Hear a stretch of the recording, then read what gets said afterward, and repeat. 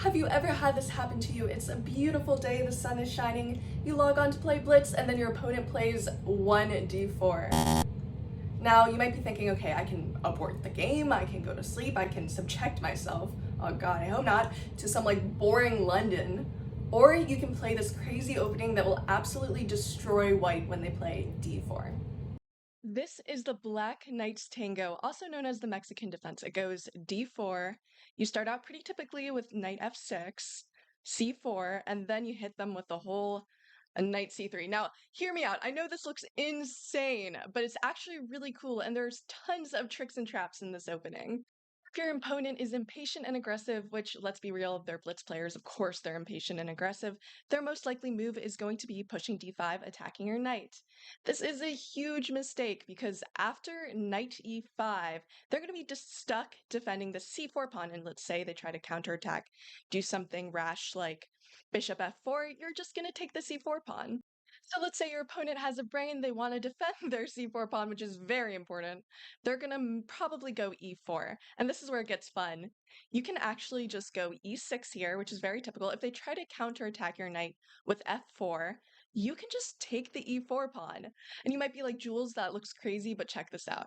After takes, you can check with the queen, and this is a super like common motif where they take on g3 and you win the rook. And this is pretty much equal because they do have, a little bit of compensation for the rook, but I promise you, your opponent's gonna be so shook up.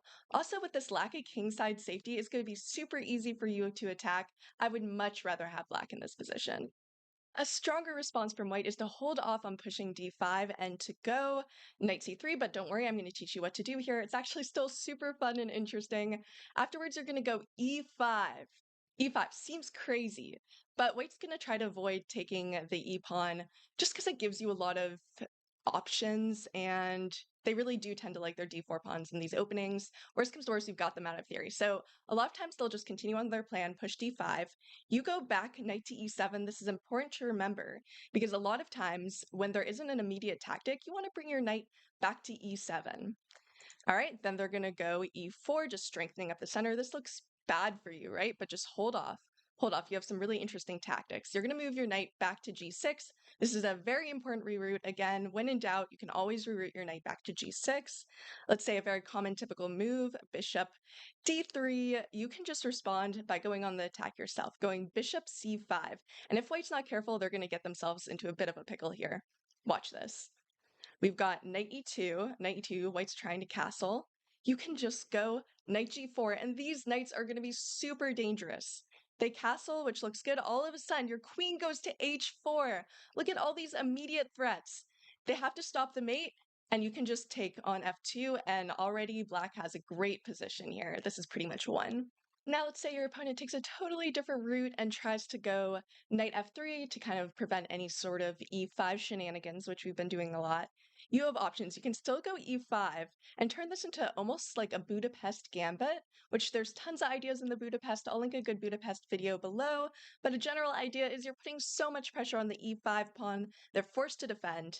And at any point, if they try to push, like, let's say h3 or get your knight out of there, you just take. A lot of times they're going to have to end up playing something like queen d5. This isn't even really good for white. This is pretty much a normal opening, and it's super aggressive, lots of fun, and I can probably bet that your opponent's going to be out of theory. You may be asking, but Jules, what happens if my opponent takes e5? How do I follow this up? Well, okay, I got you. Alrighty, this is so good.